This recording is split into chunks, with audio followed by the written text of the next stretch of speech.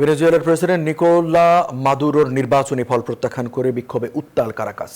নিরাপত্তা বাহিনীর সাথে সংঘর্ষে নিহতের সংখ্যা বেড়ে 15 জনে দাঁড়িয়েছে। আটক করা হয়েছে 2000-এর বেশি মানুষ। এদিকে মাদুরোর জয় প্রত্যাখ্যান করে বিরোধী প্রার্থীকে স্বীকৃতি দিল যুক্তরাষ্ট্র। সেই সাথে বিরোধী প্রার্থীর সঙ্গে আলোচনায় বসতে কূটনৈতিক চাপে মাদুরো সরকার। ভেনেজুয়েলায় প্রেসিডেন্ট নির্বাচন ফল প্রত্যাখ্যান করে রাস্তায় নেমে এসেছে বিক্ষোভকারীরা। পথে পথে সহিংস বিক্ষোভে অগ্নিসংযোগ আর ভাঙচুরের ঘটনা ঘটেছে। বিক্ষোভকারীদের দমাতে টিয়ার শেল, রাবার বুলেট ছুটছে পুলিশ। কয়েকদিন চলমান বিক্ষোভে অন্তত 15 জন নিহত হয়েছেন, আটক করা হয়েছে 2000-এর বেশি।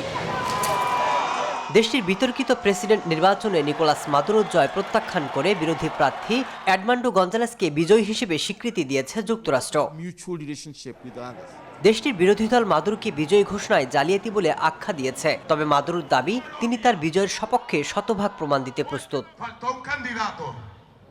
ভেনেজুয়েলার বিতর্কিত নির্বাচন নিয়ে বিরোধী প্রার্থী এডমান্ডো গঞ্জালেজের সাথে আলোচনায় বসতে প্রেসিডেন্ট নিকোলাস মাদুরোকে চাপ দিচ্ছে ব্রাজিল, কলম্বিয়া এবং মেক্সিকো সরকার। যুক্তরাষ্ট্র সহ বেশ কয়েকটি দেশ নিকোলাস মাদুরোকে বিজয়ী হওয়ার দাবি প্রত্যাখ্যান করেছে। মাসুদ রানা, নিউজ 24।